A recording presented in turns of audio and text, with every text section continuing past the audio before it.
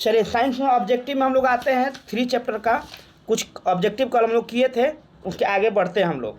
बताइएगा कि calcium phosphate का अणु सूत्र क्या है? कैल्शियम फास्फेट हाँ का अणु सूत्र।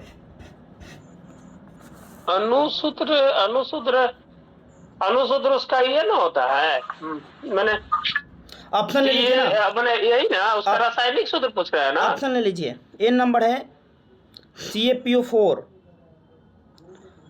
अब कैल्शियम फास्फेट CaPO4 नहीं 3 होगा शायद, यही होगा। अब बी नंबर है Ca2 कोष्ठबंध PO4 का whole cube. C number option है Ca3 कोष्ठबंध PO4 का होल स्क्वायर। इनमें से कोई नहीं, यही सी वाला आंसर होगा, सी वाला, सी नंबर होगा। चलिए बताइएगा कि तत्व ए और बी की संयोगिता क्रम से 3 और 2 है, तो इन तत्वों के संयोग से बने यौगिक सूत्र क्या है? ऑप्शन है A3B2, बी नंबर A2B3, सी नंबर AB6। A2B3 हो जाएगा, क्रॉस हो जाता है। नहीं, 1 मिनट बोलिए, क्या था? एक का समय था 3 था, एक का 2 था ना। हाँ, और सेकंड वाला ऑप्शन क्या था? सेकेंड वाला A2B3, फर्स्ट वाला A3B2। यही होगा, A3B2। A2B3 हो जाएगा। उल्टा क्रॉस ना होता है। अच्छा, A2B3 होगा ना। सोडियम फास्फेट का अणु सूत्र थोड़ा बताइएगा जल्दी से। Na2PO4 का होल 2, Na2 PO4 का होल 2 ना Na3PO4 का होल होगा ना। Na3 हो जाता है। Na3PO4 सोडियम फास्फेट है। चलेगा, बताइएगा कि द्विसंयोजी तत्व कौन है? Sodium, magnesium, boron, carbon. द्विसंयोजी कोजी बोले। Sodium, magnesium, boron, carbon. ये सोडियम में तो ये सोडियम में तो मैग्नीशियम होगा, बहुत बढ़िया। वही ना, सोडियम में एक ना थी होता है। सोडियम का एक ही ना होता है। Mg+2 मैग्नीशियम को होगा। चलिए आगे बढ़ते हैं हम लोग कि निम्न तत्वों में से कौन सा द्विपरमाणुक नहीं है? Chlorine, nitrogen, hydrogen, phosphorus. Phosphorus का 4 होता है, फास्फोरस नहीं है। चलिए बहुत बढ़िया। हाइड्रोजन, क्लोरीन, नाइट्रोजन का 1 होता है, हाइड्रोजन 2 होता है। हाइड्रोजन का 1 होता है, क्लोरीन का भी 1 होता है, नाइट्रोजन का होता है। क्लोरीन का 2 होता है ना। क्लोरीन कितना होता है? 17 होता है ना। 2 8 7 1 के ना होगा।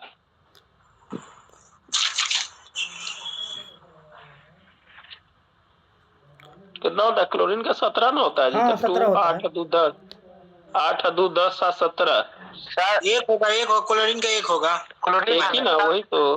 क्लोरीन का 1 होगा। कैसे हो जाएगा? हाँ, 2 हो जाएगा।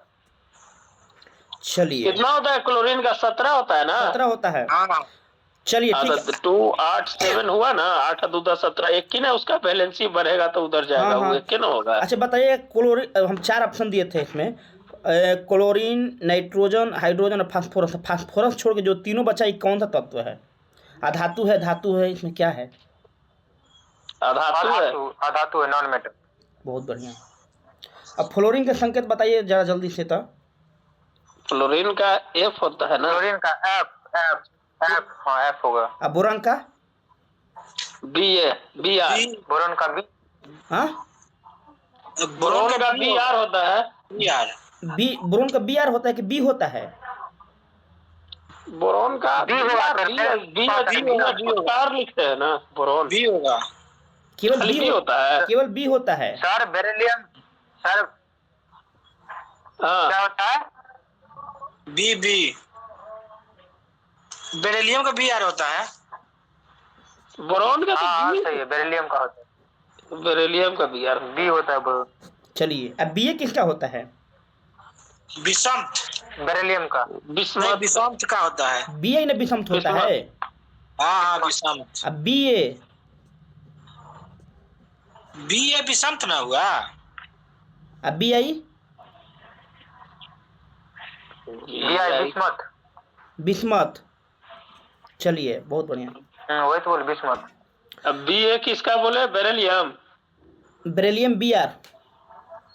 Beryllium Br। Ba Abhishek ji B A क्या होगा बता रहे थे अभिषेक जी।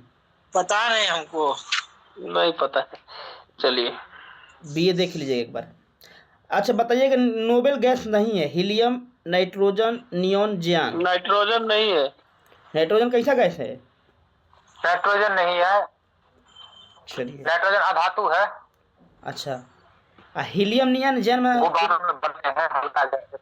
अरे छह को तो होता है, helium, argon, neon, xenon, helium neon krypton. Argon krypton जेनन।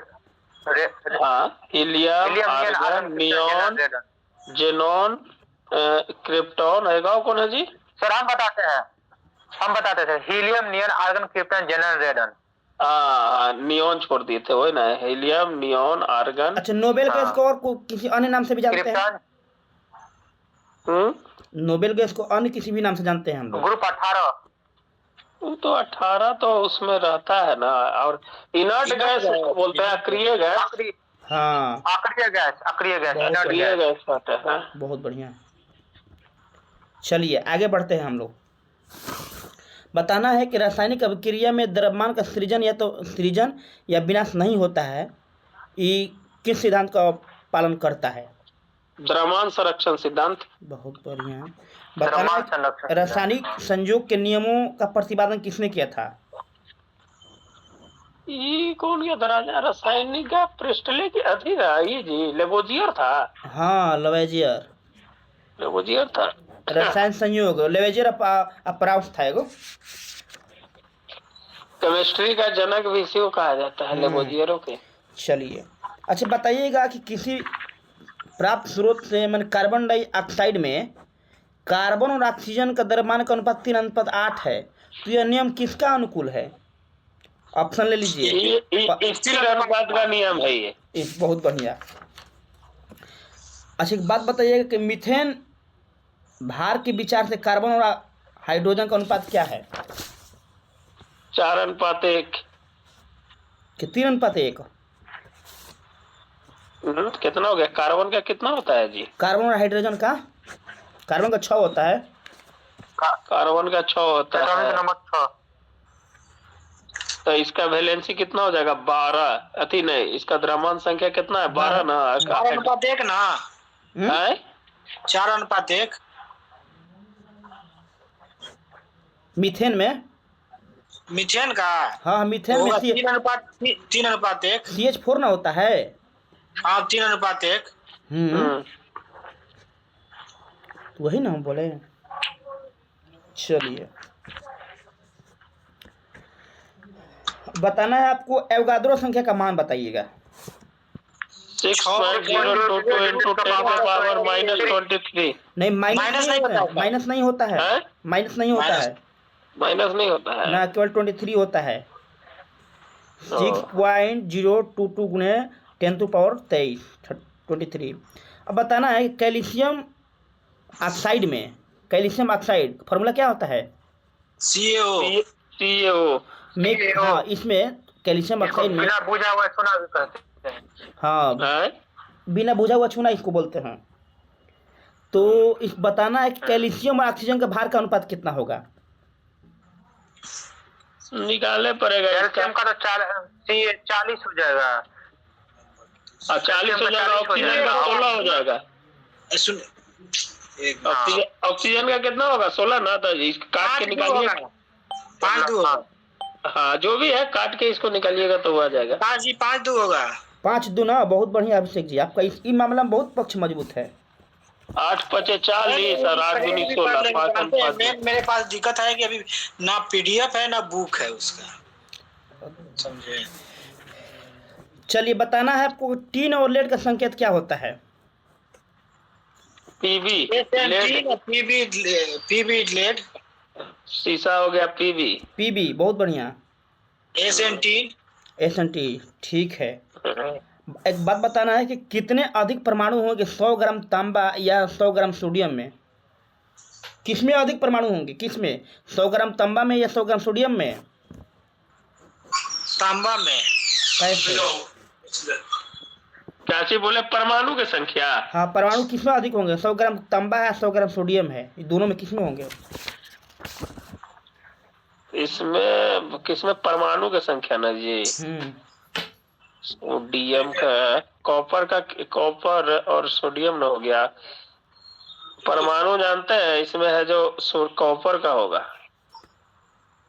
नहीं, सोडियम का होगा। कैसे सोडियम का इसको निकालना पड़ता है, वो फॉर्मूला है। फार्मूला से निकालना पड़ता है। कौन सा फॉर्मूला है?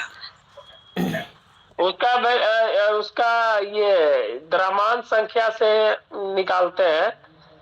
फार्मूला भूले हुए हैं जी, आगे पढ़ रहे थे ये सब। फार्मूला हमको भी सर याद नहीं है। द्रव्यमान से कितना गुणा करके भाग? वैसे नहीं, उसका आणविक भार निकालना पड़ता है, तब है जो अति होता है उससे। बाकी सर बताइएगा इस चीज को। ठीक। फार्मूला जो है ना, आप सेंड कर, फार्मूला हम भी भूल रहे हैं, ग्रुप में सेंड कर दीजिएगा। चलिएगा, बताइएगा सोडियम सल्फेट का अणु सूत्र बताइए। सोडियम सल्फेट का अभी ना बताए थे। Na2Na3SO4 का होल 2। सोडियम फास्फेट का बताया था सर, सोडियम सल्फेट का बताना है। SO2 हो जाएगा इसका। इसका होगा Na2SO4। Na2SO4, ठीक। Na2SO4। हाँ, ये पूछता है भी पेशेंट साहब। होल 2 नहीं लगेगा। नहीं, Na2SO4। लोहा और चांदी का संकेत बताइए। FeAg। ठीक है। सोना का क्या होता है? Au। बताइएगा। और नियम बताना है आपको कि मानक ताप एवं दाब पर किसी गैस के 1 मोल का आयतन कितना होगा?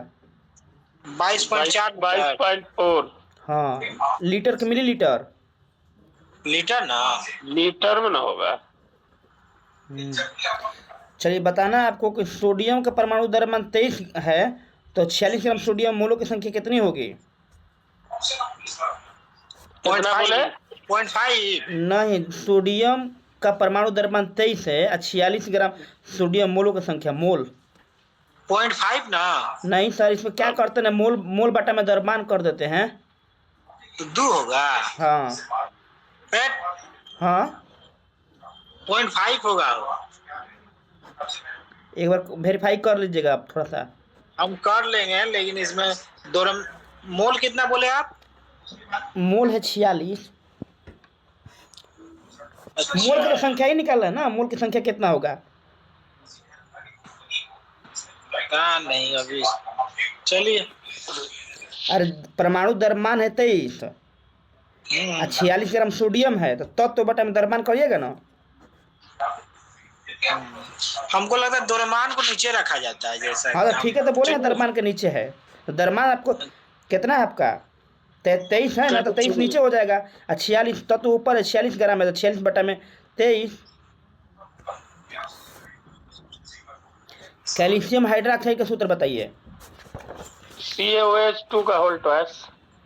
CaOH, हाँ ठीक है। कौन चतुष्परमाणुक अणु है, बताना है। क्या चतुष्परमाणुक अणु है। O2, कार्बन, O2 हीरा हो गया। कार्बन का प्रूफ हीरा है ना, होगा ना। बताना है। O2, O3 और आपको NO2, SO3। चतुष्फल की चतुष्परमाणु। चतुष्परमाणु SO3 भी हो जाएगा जी। कैसे? ओकरा देखिए ना, वो जो हम लोग जो नहीं करते थे, पॉइंट दे दे के उसको जो गोला करते थे, वो उसमें है जो निकालिए ना, 3 रहेगा, एक का गो है जो सब रहेगा ना उसका। ठीक बोले हैं, बढ़िया बोले हैं। बताइएगा कि किसी पदार्थ में अणु में विद्यमान परमाणुओं की संख्या क्या कहलाती है? हाँ, क्या बोले? किसी पदार्थ के अणु में विद्यमान परमाणुओं की संख्या क्या कहलाती है? परमाणु संख्या थी अणु में जी, परमाणु कुछ कहलाता किसी होगा। पदार्थ के अणु में विद्यमान परमाणुओं की संख्या क्या कहलाती है? अणुकता, परमाणुकता, संयुक्ता, सक्रियता। परमाणुकता। परमाणुकता कहलाती है। अमोनिया में नाइट्रोजन की संयुक्ता कितनी होगी? अमोनिया में नाइट्रोजन का अमोनिया का पूरा निकाल के नाइट्रोजन का उसमें से भागा दीजिए ना तो निकल जाएगा। NH3 है, ठीक है, फार्मूला होगा अमोनिया का NH3। अमोनिया नाइट्रोजन का कितना होता है? नाइट्रोजन का 14 होता है। 14, और इसका हो जाएगा 14 और NH3 1 गुने 1 हो जाएगा तो 14 हो जाएगा ना जी। आप बट्टे 1 हो जाना चाहिए, 1 होगा। 1 मिनट आपको बताते हैं, थोड़ा सा सुनिएगा मेरी बात को सर। हाँ NH3 है, हाँ, ठीक है। नाइट्रोजन की संयुक्ता कितना था? तो हम भाग देंगे ना उसमें, तो NH3 वही तो बता रहे हैं 14 गुने 1 होगा ना वो। सुनिए ना, उतना नहीं करना है, हम वही आपको बता रहे हैं। 21 होगा। सुनिए ना अभिषेक जी, थोड़ा सा हमको 1 सेकंड टाइम दीजिए सर। हम कह रहे हैं कि अमोनिया में निकालना है नाइट्रोजन की संयुक्ता, तो जिसमें निकालना उसे हम भाग देंगे ना। तो हाँ, तो 14 प्लस सर सुनिए ना, कितना हो जाएगा वो? बात थोड़ा मेरा सुनिए ना आप हल्का सा। हाँ, तो NH3 में हम नाइट्रोजन से भाग देंगे ना, हाँ, NH3 बटा में N, तो N से N ऊपर कट कैंसिल हो गया, बच गया हमारे पास H3। H3 मतलब हाइड्रोजन, हाइड्रोजन का 1 होता है, गुणे 3 करेंगे बराबर 3 होगा। अच्छा, 1 गुने 3 है, 1 गुने 3 3 ना होगा तो हम 1 गुने 3 1 कर दिए थे। बात समझे ना? हाँ हाँ, ठीक है ठीक है।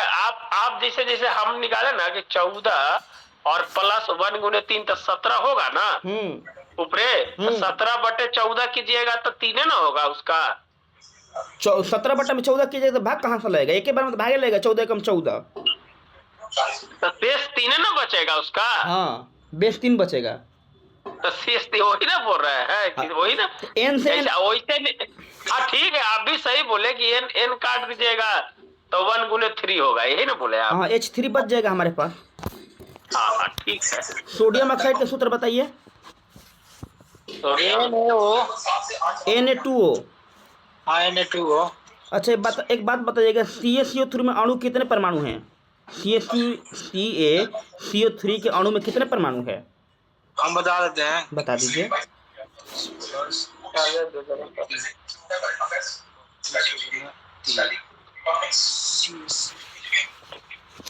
याद इस सब करना पड़ेगा, याद करना पड़ेगा, निकालना होगा थ्योरी से सर।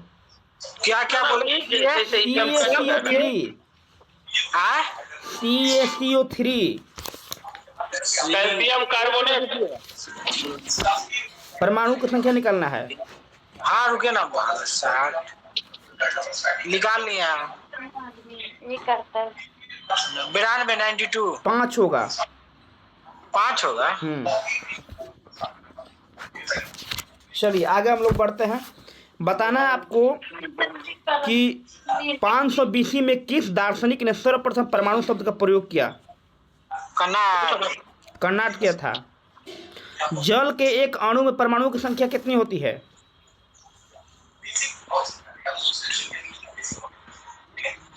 जल के एक अणु में परमाणु की संख्या हाँ कितना होगा? H2O 18। 3 होगा। अच्छा, ये कैसे 3 निकालते हैं इसको परमाणु संख्या? एक बार बताइएगा था। बता देंगे आपको हम, लंबा प्रोसेस है। अनुभार इसका कितना होगा? 18 होगा। H2O, ऑक्सीजन में 1, हाइड्रोजन में 2, 1 3 हो गया। इसी तरह होगा ना? हाँ हाँ, हाँ भूल रहे थे। उसी में भी आप इधर CaCO3 में हाँ, भी वही में, तो CaCO में वैसे ही 5 हो जाएगा। 1 2 2 4 5। 3 5 उसी तरह वो। अरे छोटा मोटा बात है। कैल्शियम में 1, कार्बन में 1, O में ऑक्सीजन में 3, तो 3 1 4 1 5। हाँ हाँ हाँ। आगे बढ़ते हैं। निम्न में कौन प्रकृति में परमाणु के रूप में उपस्थित है? हाइड्रोजन, ऑक्सीजन, आर्गन, बोलिए। ऑक्सीजन और जलवाष्प। नाइट्रोजन, ऑक्सीजन और argon. Hydrogen, oxygen, argon, oxygen, जलवाष्प, 4 ऑप्शन हो गया। प्रकृति परमाणु के रूप में उपस्थित है। कौन कृत्रिम? निम्न में कौन प्रकृति में परमाणु के रूप में उपस्थित है? हाँ, बताना है आपको। ऑप्शन अरे क्या तो है? वो तो बताइएगा तब ना, ऑप्शन दीजिएगा तब ऑप्शन ना। तो दे दिए हैं। क्या? पहला ऑप्शन है हाइड्रोजन, ऑक्सीजन, दूसरा हाँ। ऑप्शन है आर्गन, तीसरा ऑप्शन है ऑक्सीजन, चौथा है जलवाष्प। प्रकृति में मौजूद है ना। परमाणु, हाइड्रोजन, ऑक्सीजन। हाँ प्रकृति में सब में परमाणु, तो है ही है जी, हाइड्रोजन भी है ही है, ऑक्सीजन भी है ही है, जलवाष्प भी है ही है। परमाणु के रूप में उपस्थित है। परमाणु का मतलब हो गया कि मिक्सचर है। हाइड्रोजन और ऑक्सीजन। इसमें अब जो दिया है ना, आर्गन दिया हुआ है इसमें, ओनली आर्गन दिया हुआ है। एनसीईआरटी की लाइन है ये। बताना है कि बहुपरमाणु कौन है? Sulphur, phosphorus, chlorine, oxygen. हैं? सल्फर, फास्फोरस, क्लोरीन, ऑक्सीजन में बहुपरमाणु कौन है? फास्फोरस। सल्फर। फास्फोरस। ना, सल्फर जी, सल्फर। सल्फर। सल्फर कैसे? ये सेट है, उसमें 4 से अधिक होने पर बहुपरमाणु कहते हैं। चलिए अब बताना है आपको, एक सेकेंड। परमाणु की त्रिज्या किस यूनिट में व्यक्त की जाती है? मीटर में, माइक्रोमीटर में, नैनोमीटर में, पिकोमीटर में? नैनोमीटर में। एक नैनोमीटर एक में। नैनोमीटर बराबर कितना होता है? 10 पावर -9 मीटर। -9 मीटर। चलिए बताना है कि एसटीपी पर किसी गैस का 1 मोल का आयतन कितना होता है? 22.4। ठीक है। 2 या 2 से अधिक परमाणुओं से बड़ा सबसे छोटा कण जो स्वतंत्र रूप में रह सकता है उसे क्या कहते हैं? अणु। तंत्र में रह सकता है परमाणु। नहीं, अणु। अणु। अणु रहता है। स्वतंत्र रूप में अणु रहता है और ये भाग नहीं लेता है कि लेता है? नहीं लेता है। नहीं लेता है, स्वतंत्र रहता है। और ये बताना है आपको ये तो सल्फ्यूरिक अम्ल का रासायनिक सूत्र बताना है आपको। H2SO4। SO4। अच्छा चलिए अब आपको आगे बताना है कि एक सेकेंड, थोड़ा सा हमको टाइम दीजिएगा।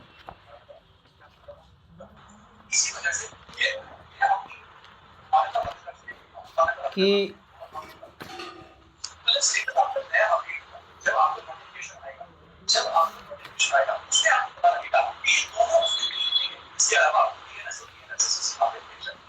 बताइएगा सर। हेलो, हाँ, बोलिए। बताना है आपको कि एक international union of pure and applied chemistry वर्तमान में रासायनिक तत्वों के नामों की स्वीकृति प्रदान करती है। विचार करना है अब। कार्बन के समस्थानिक C12 के एक परमाणु द्रव्यमान के 1/12वें भाग को मानक परमाणु द्रव्यमान की इकाई माना गया है। और सी नंबर है गलत है। और सी नंबर है अवगाद्रो स्थिरांक अथवा अवगाद्रो संख्या का मान 6.022 गुणे 10⁻33 होता है। ना, दूसरा गलती ये है। गलत, दूसरा गलत है। तीसरा सही है। तीसरा दुए को ना बोले हैं। 3 बोल दिए हैं। तीन वो एवोगाड्रो वाला है, वो कार्बन वाला।